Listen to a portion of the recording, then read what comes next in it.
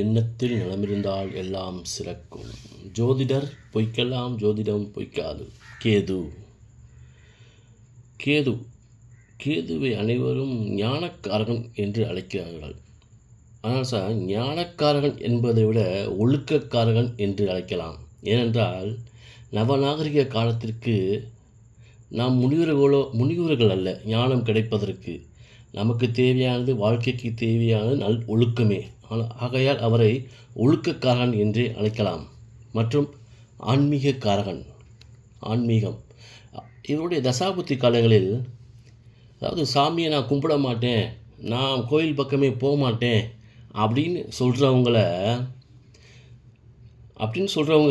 ஒரு வாரம் 10 நாள் அப்படி போய் அவருடைய தசாபுத்தி அப்போ தான் ஆரம்பிச்சிருக்கோம். பார்க்கும்போது அவங்கள மாலையும் கை மாட்டிப்பாங்க. அப்படியே மாலை போட்டுக்கிட்டு ரொம்ப பயபக்தியோட சாமின்னு பேசிக்கிட்டு இருப்பாங்க. சாமி நீங்களும் மாலை போடுறீங்களா அப்படின்னு கூட கேட்பாங்க. அந்த அளவுக்கு ரொம்ப பயபக்தியாக மாற்றிடுவார். இவர் வலிமையான கிரகம் சார். கேது மற்ற அனைத்து கிரகங்களையும் விட மிகவும் வலிமையான கிரகம். அதாவது நவ கிரகங்களில் கேதுவுக்கே முதலிடம். கேதுக்கு அப்புறம் தான் ராகுக்கு அப்புறம் தான் சுக்கிரனுக்கு அப்புறம் தான் சூரியன். இப்படி தான் சார் வருது தசாபுத்தி காலங்களில். அது மட்டும் இல்லை, இவருடைய நட்சத்திரங்கள் பாருங்கள். முதல் நட்சத்திரம் மேசத்திற்குரிய முதல் நட்சத்திரம், அடுத்து மகம் சிம்மத்திற்குரிய முதல் நட்சத்திரம், அடுத்து மூலம் தனுசுக்குரிய முதல் நட்சத்திரம். இந்த 3 ராசிகளுமே சார் மிக வலிமையான ராசிகள், நெருப்பு ராசிகளுக்கு இறைவன் அந்த முதல் இடத்தை கொடுத்துருக்காருன்னா, இந்த கேது பகவான் எப்படிப்பட்ட ஒரு கிரகம், எப்படிப்பட்ட ஒரு பலம் வாய்ந்த கிரகம் என்பதை நான் சொல்லி நீங்கள் தெரிய வேண்டியதில்லை சார். அதனால தான் கேது என்ன செய்வார், கெடுத்து கொடுப்பார் சார். எதை கெடுத்து கொடுப்பார்? ராகு எதை கொடுத்து கெடுக்கிறாரோ அதை கெடுத்து வாழ்க்கையை கொடுப்பவர். ராகு ஒழுக்கமின்மையை கொடுத்து ஜாதகரின் வாழ்வை கெடுத்து விடுவார் சார். பேராசை, பெண்ணடிமை, இந்த மாதிரி கெட்ட பழக்க வழக்கங்களை கொடுத்து, அதிகப்படியான செல்வங்களையும் கொடுத்து, அதன் மூலம் ஒழுக்கமின்மையை கொடுத்து வாழ்க்கையை சின்ன பின்னமாக்கி சிதைத்து விடுகிறார். ஆனால் கேது அவ்வாறு செய்வதில்லை சார். கேது என்ன செய்கிறாரு, அந்த தீய ஒழுக்கங்களை கெடுத்து ஒழுக்கமான குணங்களையும் வாழ்க்கையும் திருப்பி கொடுத்துருவார் சார். அவருடைய தசாபதி முடியக்கூடிய கடைசி நேரத்தில் அந்த வாழ்க்கை ஜாதகருக்கு திருப்பி கொடுத்து விடுகிறார். சரிங்க சார். இப்போ ராகு கேது என்னங்கிறது இதற்கு முன்னால் அந்த முன்பதிவில் ராகுவை பற்றி சொல்லும்போது நான் சொல்லியிருக்கேன். இருந்தாலும் திரும்பி ஒரு தடவை ராகுவை பார்க்காதவங்களுக்கு இப்போது சொல்கிறேன். பூமி சூரியனை சுற்றி வரும் நீள்வட்ட பாதையும், சந்திரன் பூமியை சுற்றி வரும் நீள்வட்ட பாதையும் வெட்டி கொள்ளும் புள்ளியே ராகு கேதுக்களாகும். இந்த வெட்டி கொள்ளும் புள்ளினா நம்ம புள்ளிங்கிற சாதாரண விஷயம் இல்லை சார். அங்கே அந்த 2 நீள்வட்ட பாதைகளுக்கும் இடையே மின்காந்த அலைகள், அதிகப்படியான மின்காந்த அலைகள் அங்கே செயல்பட்டு கொண்டே இருக்கும். இந்த வெட்டும் புள்ளியில் மிகவும் பலம் வாய்ந்த மின்காந்த அலைகள் அங்கே உருவாகுது சார். உருவாகும் போது தான் இந்த நிழல் கிரகங்களுக்கு அதிகப்படியான வலிமை கிடைக்குது. இந்த அதிகப்படியான வலிமை பூமிக்கு மிக அருகில் இருப்பதால் பூமியில் வாழக்கூடிய மனிதர்களுக்கும் அந்த தாக்கத்தை கொடுக்குது சார். ராகு சந்திரன் தெற்கிலிருந்து வடக்கு நோக்கி செல்லும் பாதை ராகு. இது பூமியின் நிழலாக கருதப்படுகிறது.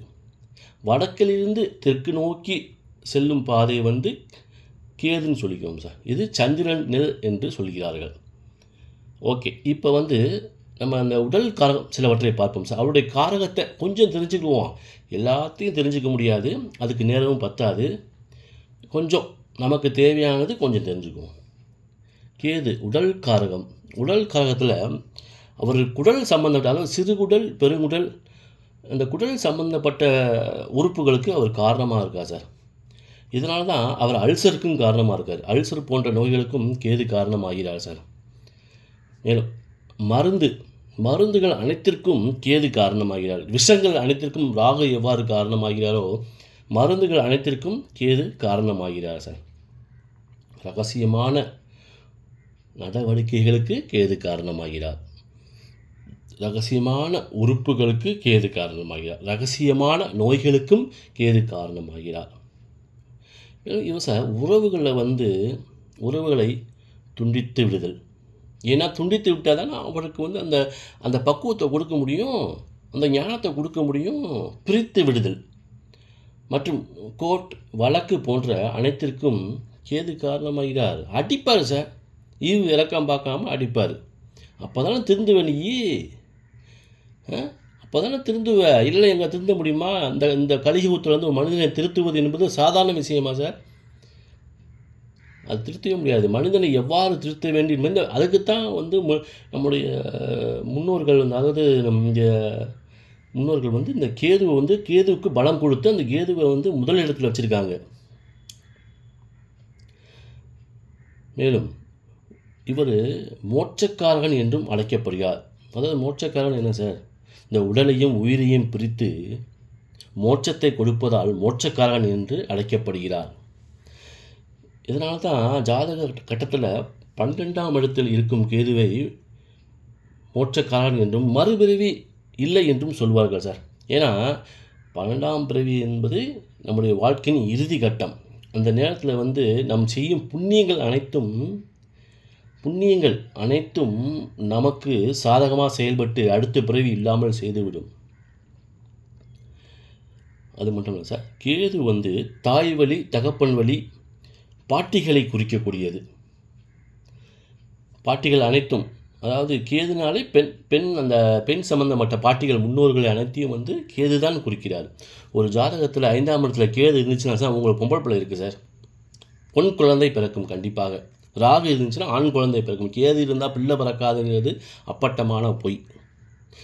ராகு இருந்தால் பிள்ளை பிறக்காங்கிறது அப்பட்டமான பொய் சார். அதாவது ஒரு ஜாதகர் நம்மளை தேடி வர்றாலாம், அவங்கள முடிந்த வரைக்கும் அவங்களுக்கு என்ன சாதகமாக சொல்ல முடியுமோ அது சொல்லணும். ஜாதகத்தில் இருக்கிறத தான் சொல்ல போகிறோம்.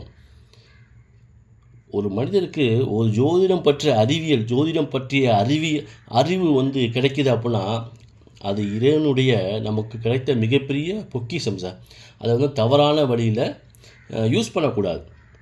கேது இருந்தால் பிள்ளை பறக்காது, ராகு இருந்தால் பிள்ளை பறக்காது, இதெல்லாம் மனிதர்களை ஏமாற்றக்கூடிய ஒரு பொய்யான ஒரு கருத்து.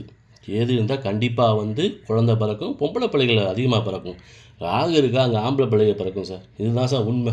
இது நான் 100% நான் உங்களுக்கு கொடுக்குறேன் சார். மேலும் கேதுவானவர் கேதுவுக்கு தானி என்ன சொல்லியிருக்காங்கன்னா கொள்ளு சொல்லியிருக்காங்க சார். கொள்ளு பார்த்திங்கன்னா அது இந்த பைல்ஸ் பிரச்சனைக்கு அது மருந்தாகும். ஏன் பைல்ஸ் பிரச்சனைக்கு மருந்தாகக்கூடிய கொள்ளு இவருக்கு தானியமாக்குனா இவர் மலக்குடலுக்கு காரணமாக இருக்கார், அந்த ஆசன பகுதிக்கும் காரணமாக இருக்கார். அதுக்குரிய மருந்தையும் கொடுக்குறாரு பாருங்கள். கொள்ளு சாப்பிடு சரியாகும். இதுதான் சார் கேது. உடல் பெருக்கத்தை குறைக்கவும் கொள்ளு பயன்படுகிறது சார். நீங்கள் கொள்ளு சாப்பிட்டீங்கன்னா உடலுக்கு கிடைக்கக்கூடிய அந்த மகத்துவமே தனித்தன்மை வாய்ந்தது தான். இதில் உடலை சுருக்கிடும் சார் கொள்ளு.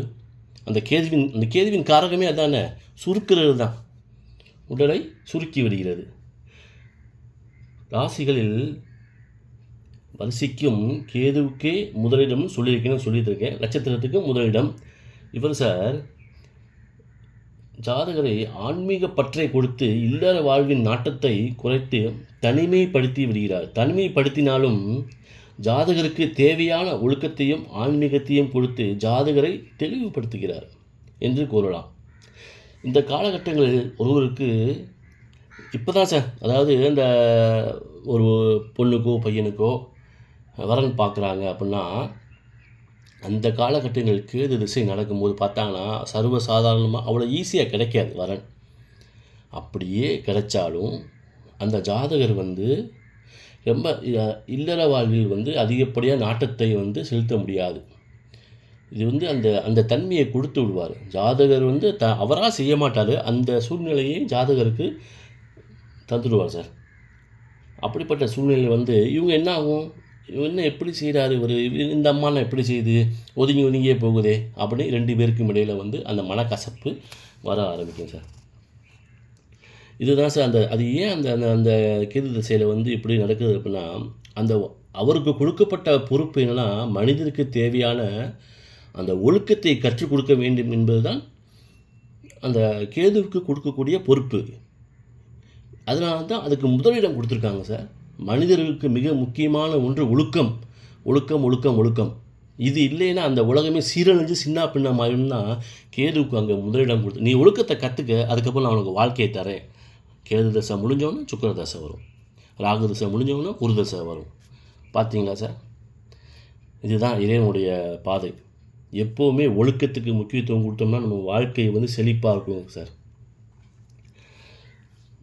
இப்படி நம்மளை பிரிச்சுட்டாரே அப்படின்னு நினச்சி வருத்தப்படக்கூடாது சார். ஏன்னா அவருடைய தசாபுத்தி கடைசி காலகட்டத்தில் அவர் என்ன செய்வார்னா, நியாயமான உண்மையான உறவுகளை மீண்டும் ஜாதகருக்கு கொடுத்து விட்டு அந்த ஜாதகருடைய பண்புகளையும் மெருகேற்றி விடுவார் சார். இந்த அடி வாங்கி ஜாதகர் திருந்தாமல் இருக்க முடியுமா? கண்டிப்பாக திருந்துவார். திருந்துவாங்கிறது ரெண்டாவது. திருத்திடுவார் சார். திருத்தலைன்னா வாழ முடியாதுங்க. கொடுக்க மாட்டார் வாழ்க்கையை. நீ திருந்துட்ட அப்படின்னா தான் வாழ்க்கையே கொடுப்பார் அவர். இன்னொரு விஷயம் சார், அப்படிப்பட்ட அந்த கேது திசையில் இந்த பிரிந்த உறவுகளின் மற்றொரு முகத்தை வெளிச்சம் போட்டு காட்டி விடுவார். வெளிச்சம் போட்டு காட்டுறாங்க சார். அப்போ தான் அந்த மற்ற உறவுகள் நம் மீது கொண்ட பாசம் என்ன, பாசம் என்ன, பரிவு என்ன, உண்மையான அன்பு என்ன, நம்ம கூட கடைசி வரைக்கும் யார் இருக்கா, யார் இல்லை, எல்லாத்தையும் நம்மகிட்ட காட்டிடுவார் சார். இப்படி தான் இதெல்லாம் உறவு, நீ இப்படி நடந்துக்கிட்டால் தான் உறவு உங்களோட நீடிக்கும். இதனால் அதாவது உறவுகள் மேல் குற்றம் இல்லை, நம்மளுடைய தவறான நடவடிக்கைகளின் மூலமாக அனைத்து சம்பவங்களையும் கொண்டு வருவார் கேது பகவான். அடுத்தவங்களோட குற்றம் சொல்வதற்கு இங்கே கேதுவுக்கு வேலை இல்லை. கேது திசை யாருக்கு நடக்கிறதோ அவரை மட்டுமே திருத்துவார். அவருக்குண்டான காலம் அது, அவரை திருத்தக்கூடிய காலம், அவருக்கு ஒழுக்கத்தை கற்றுக் கொடுக்க வேண்டிய காலம் அதுன்னு அவருக்கான காலம்தான். அவர் தான் திருந்தணும். கேது திசை யாருக்கு நடக்குதோ அவர் தான் திருந்தணும். இவை அனைத்தும் சார், அதாவது ஜாதகரின் நன்மைக்காக மட்டும்தான். இந்த நிகழ்வுகள் அனைத்தும் ஜாதகரின் நன்மைக்கான நிகழ்வு மட்டுமே. ஏன் என்ன நிகழ்வு, எதனால்? ஏன்னா அடுத்து வரக்கூடிய சுக்கிர திசையை சரியான முறையில் கொண்டு செல்வதற்கான ஒரு நல்ல வாழ்க்கை பாடத்தை கற்றுக் கொடுப்பதற்காகவே இந்த கேது வந்து இந்த உலகத்தில் வந்து வந்திருக்காரு சார். அடுத்து வரக்கூடிய சுக்கிர திசையில் நீ ஆட்டம் போட்டுறாத, ஆட்டம் போடக்கூடாது, உனக்கு நான் கொடுக்க போகிறாரு, சுக்கிரன் கொடுக்க போகிறாரு, அதில் ஆட்டம் போடக்கூடாது. வாழ்வை குருவுக்கு இணையான கேது பகவான் கரடு முரடான கல் போன்ற நம்மை செதுக்கி செப்புச்சிலையாக மாற்றி